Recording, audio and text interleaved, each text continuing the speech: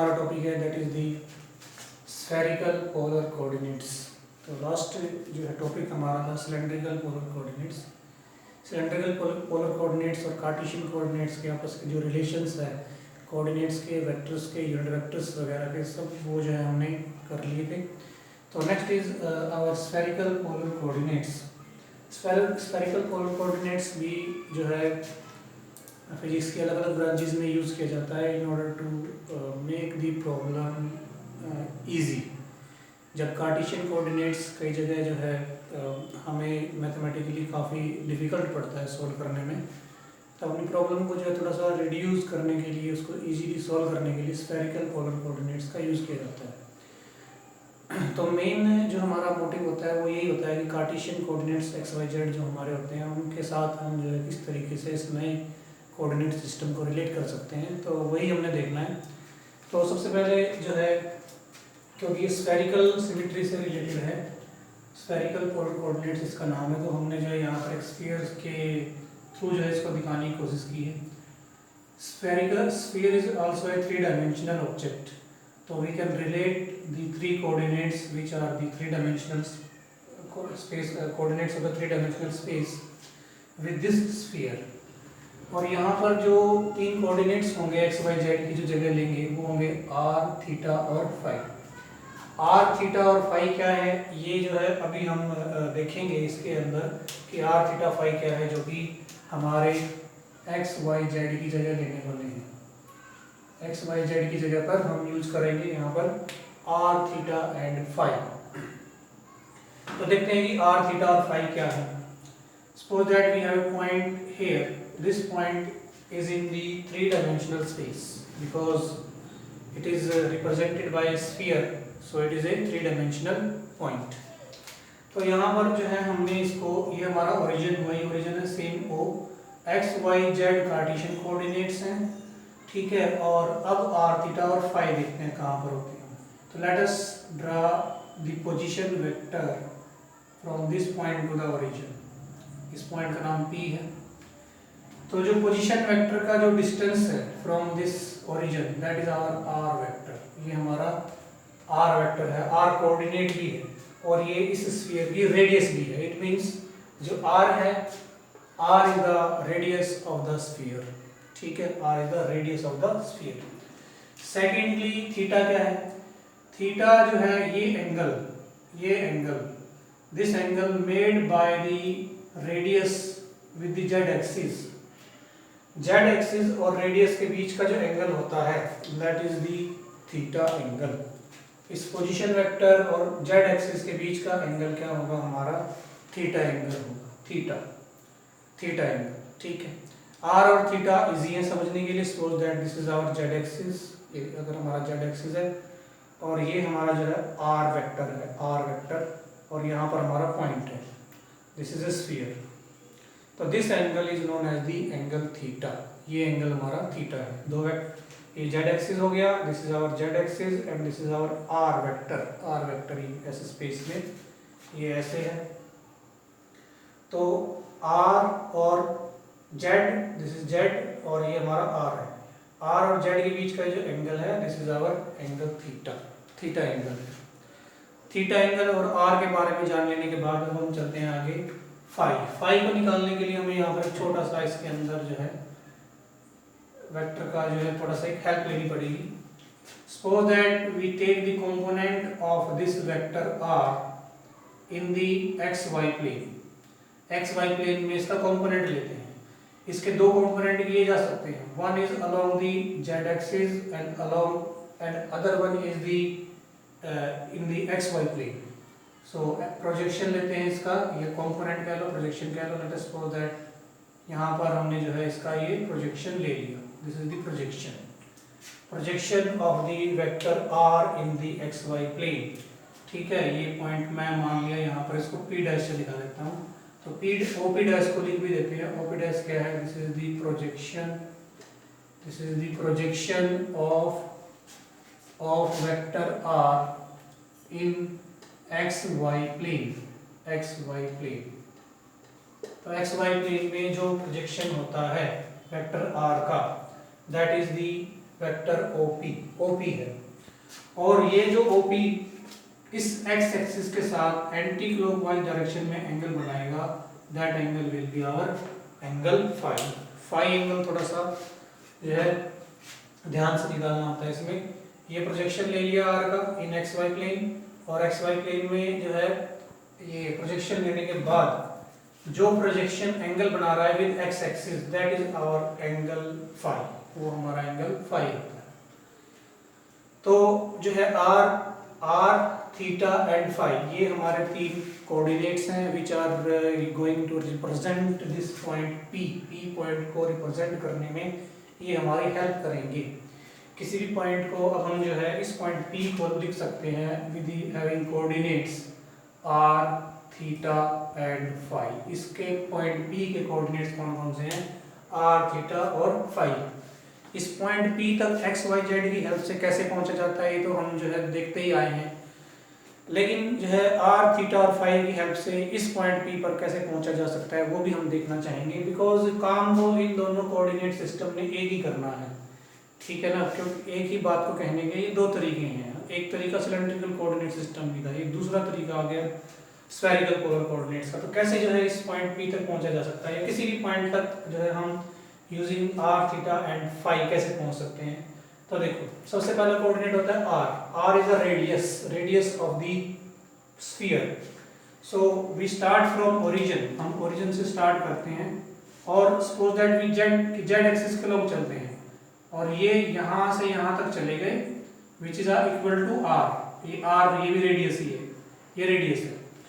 तो पहले हम जो है जैसे कार्टेशियन में चलते थे, पहले x फिर उसके बाद y और लास्ट में फिर z, ऐसे चलते थे। यहाँ भी ऐसे ही होगा, यहाँ पहले हम r चलेंगे, फिर थीटा चलेंगे, और लास्ट में फाई चलेंगे, और लास्ट में और इनकी हेल्प से हम कहाँ पहुँच जाएंगे? अपने पॉइंट p पर पहुँच जाएंगे।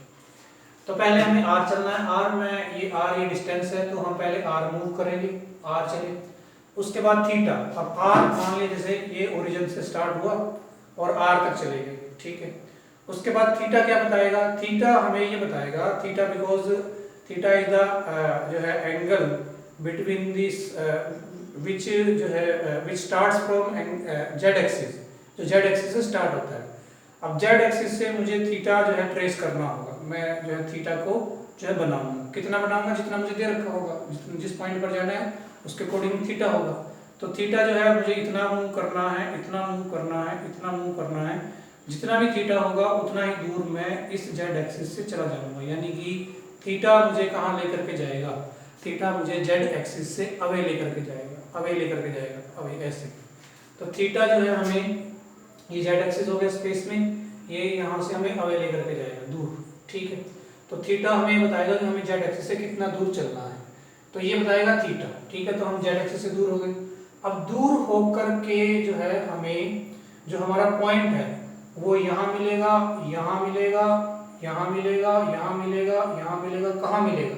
यानी कि इसी जो प्लेन में हमें जो है ये नहीं, अब थीटा जैसे जेड से हम दूर हो गए, जेड से तो हम इधर भी दूर हो सकते थे, इधर भी दूर हो सकते थे, इधर थीटा एंगल इधर भी आ सकता है, इधर भी आ सकता है, इधर भी आ सकता है, इधर भी आ सकता है। यानी कि जो हमने अगर मान लिया थीटा बनाना है जेड से, तो हम जो है वो इधर भी बना सकते हैं, इधर भी बना सकते हैं, इधर भी बना सकते हैं, इधर भी बना सकते हैं। लेकिन जो थीटा है वो हमने जेड से इस डायरेक्शन में बनाना है, इसमें बनाना है, या इसमें बनाना है, या इसमें बनाना है, ये डिसाइड करेगा एंगल फाई। फाई कैसे डिसाइड करेगा? फाई जो है हमारा प्लेन का एंगल है, ऐसे कैसे घूमता है, ठीक है, सर्कल में घूमता है एक तरीके से। तो अगर मान लिया फाई एंगल जो है यहाँ ओरिजिन से कितना ऐसे स्टार्ट हुआ और यहाँ आकर के रुक गया, मतलब फाई एंगल इतना है, इतना यहाँ पर, ठीक है।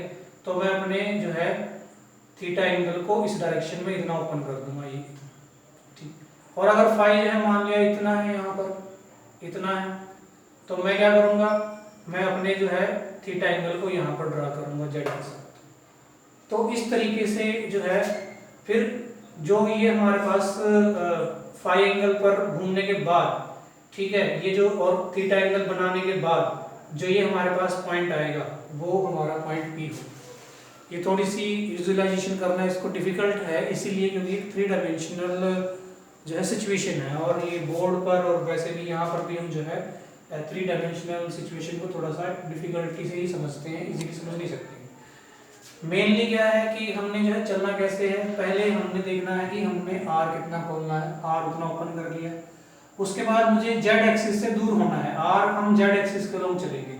फिर मुझे थीटा में चलना है, थीटा कितना चलना है, थीटा मतलब हमें क्या बताएगा कि मुझे जेड एक्सिस से कितना दूर, कितना जब जेड एक्सिस से कितना दूर है, कितना पास रहना है।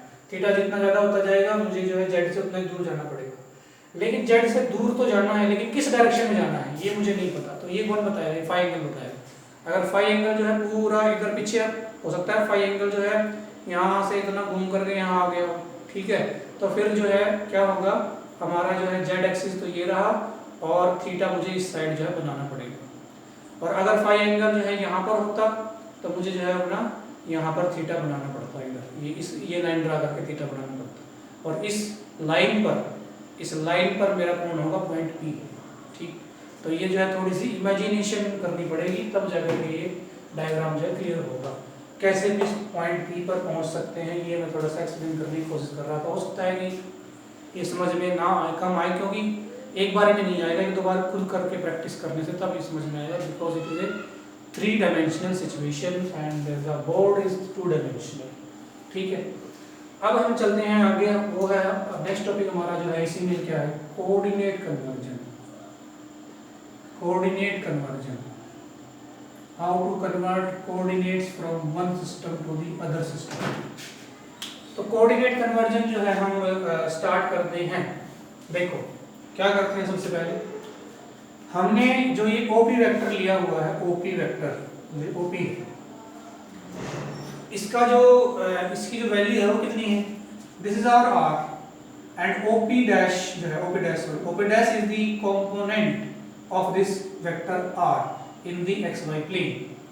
इसका दूसरा कंपोनेंट कहाँ होगा, along the z direction, z and xy plane are perpendicular to each other, so these two are the rectangular components of vector r। एक z एक्सिस के लोग उसकी हमें जरूरत नहीं है अभी, ठीक है। और दूसरा जो हमने OP डैश ड्रा किया है, तो OP डैश कितना होना चाहिए, तो आंसर है OP डैश होना चाहिए हमारा r sin theta, without any, मैं अभी मैग्नीट्यूड लिख रहा हूँ खाली, r sin थीटा, क्योंकि कोऑर्डिनेट्स लिख रहे हैं। r sin theta is the vector, magnitude of the vector OP dash which is in the xy plane, ठीक है। दिस इज द प्रोजेक्शन और the component of vector r in the xy plane, ठीक है। अब मुझे जो है coordinates का मतलब क्या होता है, कोऑर्डिनेट कन्वर्जन का मतलब क्या होता है कि हमें जो है इन दोनों कोऑर्डिनेट्स में आपस में रिलेशन बनाने हैं, r थीटा फाई में और xy z में, ठीक है। अब हम क्या करेंगे, अब हम जो है इस वेक्टर OP को फर्दर रिजोल्व करेंगे इन xy प्लेन। तो xy प्लेन में अगर रिजोल्व करता हूं मैं, तो इसका जो है इधर x डायरेक्शन में कंपोनेंट कितना आता है, x में, तो आंसर है इसका x में कंपोनेंट आएगा, अपने आप तो ये कितना है r sin थीटा, और x डायरेक्शन में इस OP डैश ने कितना एंगल बना रखा है, फाई, तो यहाँ पर ये क्या हो जाएगा, cos phi. It is like the rectangular components. Again इसको फर्दर जो है हमने इसमें और इसमें दो डायरेक्शन में जो है x और y में इसको रिजोल्व कर देना है, इस OP dash, and OP dash को जब रिजोल्व करेंगे तो इसका x कंपोनेंट कितना आएगा, r sin theta cos phi. r sin theta तो ये खुद ही है, OP डैश कितना है, r sin थीटा, और उसका x में कंपोनेंट कितना हो गया, cos फाई। फिर y में कितना जाएगा, y में r sin थीटा तो ये खुद ही है, ठीक है, और y में कितना हो जाएगा, sin फाई, क्योंकि वहां उधर एंगल फाई नहीं है, एंगल फाई x डायरेक्शन में, जहां एंगल होता है वहां cos, और जहां एंगल नहीं होता है वहां पर sin कंपोनेंट आता है, ठीक है। So these are the two x and y coordinates and the corresponding spherical coordinates, ये रिलेशन आ रहे हैं। और एक लास्ट रिलेशन बचा हुआ है z का। तो z का मैंने बताया था कि जो है हमारा r वेक्टर जो है इसको हम दो पार्ट्स में रिजोल्व करते हैं, one is along z direction and other is the OP dash. OP dash को तो मैंने यूज कर लिया, दूसरा कंपोनेंट इसका कितना आएगा, that will be z is equal to r cos theta. इसका पहला कंपोनेंट OP डैश था which is r sin theta, जो कि हमारे xy प्लेन में था, और जो दूसरा कंपोनेंट है that is in z direction which is r cos theta. तो जस्ट कुछ नहीं है, सिंपल रेजोल्यूशन ऑफ वेक्टर्स है और हमारे पास जो है ये इक्वेशंस आ गई। Late us suppose that this is equation number 1, this is equation number 2, this is equation number 3। These three equations are used to convert। अब यहाँ ध्यान रखना है कहाँ से कहाँ कन्वर्जन होगा, कन्वर्जन फ्रॉम हमें दे रखे होंगे कौन से, स्फेरिकल पोलर कोऑर्डिनेट्स दे रखे होंगे और हमारे पास आएंगे कौन से, to Cartesian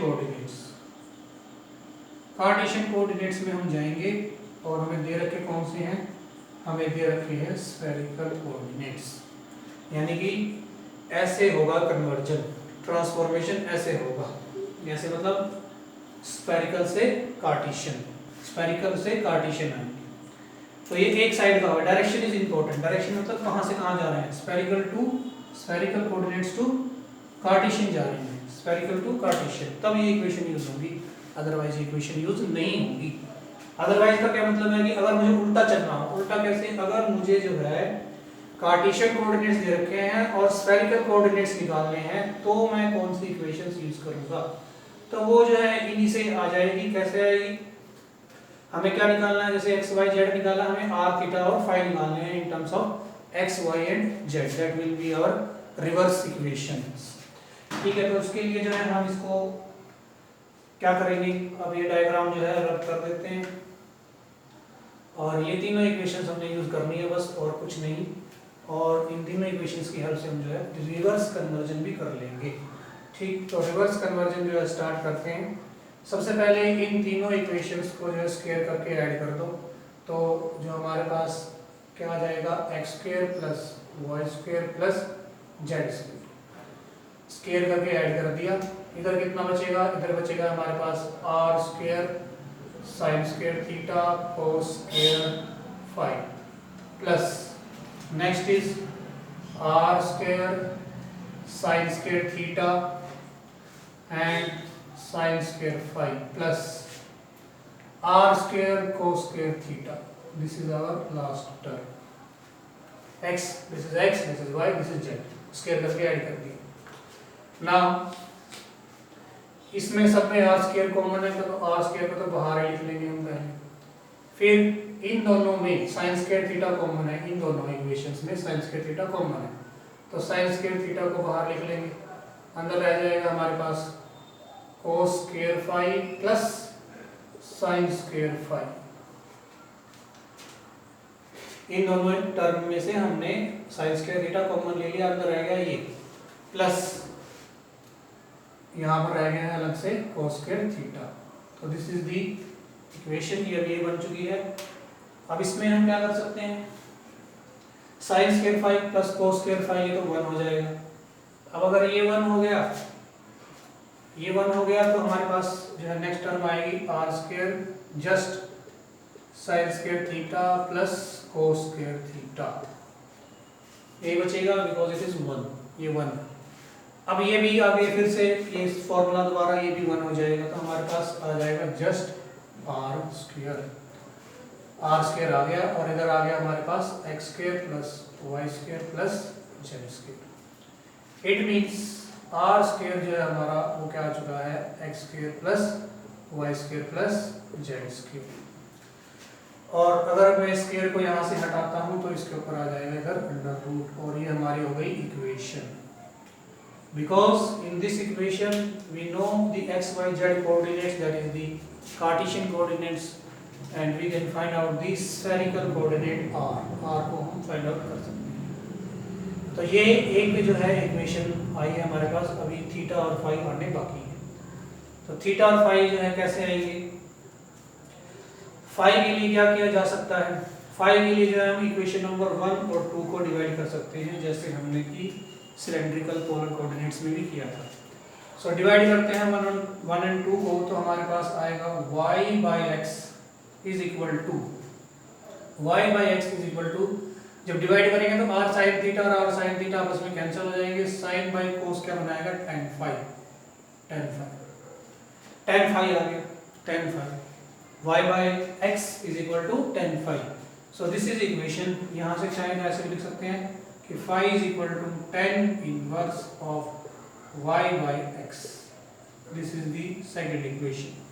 Because again we know x and y, then we can find out what is phi. तो दूसरा कोऑर्डिनेट phi है. So यहाँ पर कार्टेशियन कोऑर्डिनेट्स x और y पता होंगे और phi हम निकाल सकते हैं. This is our second coordinate of the spherical polar coordinate system. Now third equation is of theta. Theta के लिए निकालना, theta के लिए हम जो है इस थर्ड इक्वेशन का यूज करेंगे. थर्ड इक्वेशन में हमें जो है थीटा ही मिला हुआ है खाली और कुछ नहीं है, ना फाई एंगल नहीं है यहाँ पर, तो यहाँ से हम जो है थीटा को निकाल सकते हैं. तो मैं अब इन दोनों इक्वेशंस को भी रब कर देता हूँ और z is equal to R cos theta, ये हमारी थर्ड इक्वेशन है, ये याद रखेंगे. z is equal to R cos theta. So according to that third equation we have z is equal to r cos theta.